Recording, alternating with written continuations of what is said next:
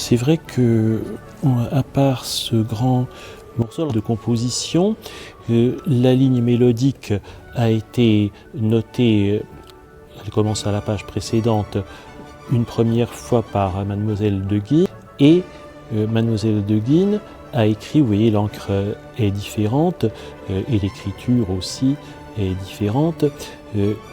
Une troisième partie, donc ça fait un morceau qui pourrait très bien être joué avec deux violons et violoncelle. C'est le cas de beaucoup de manuscrits de cette époque qui sont restés en très bonnes conditions, même quand ils ont servi et ont été manipulés.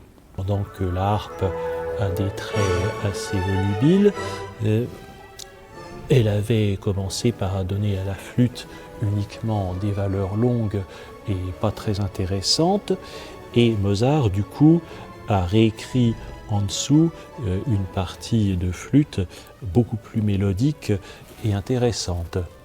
Alors moi je ne suis pas, je suis historien mais pas spécialiste de cette époque et d'histoire de la musique, mais les spécialistes ont bien montré qu'il était extrêmement important de voir le jeune professeur Mozart en train de dialoguer avec son élève.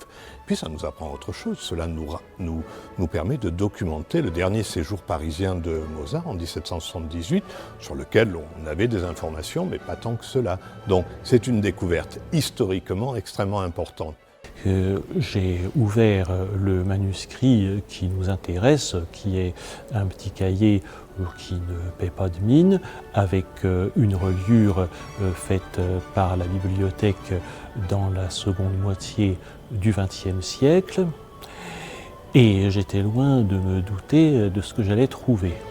J'ai pu identifier assez rapidement la nature du contenu, à savoir des exercices de composition. Et puis, ce qui pouvait être plus intéressant, c'était qu'à la fin du volume, qui comporte une quarantaine de pages, il y avait quelques pièces pour flûte et harpe.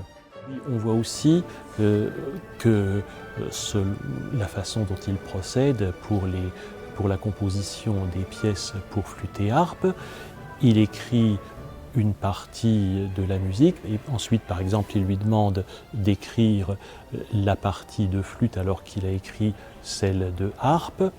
Ensuite, ils inversent.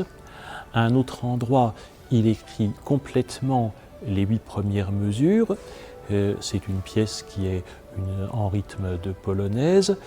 Et ensuite, il lui demande déjà visiblement de terminer la première reprise en reprenant à peu près la même partie de flûte, mais en changeant l'accompagnement.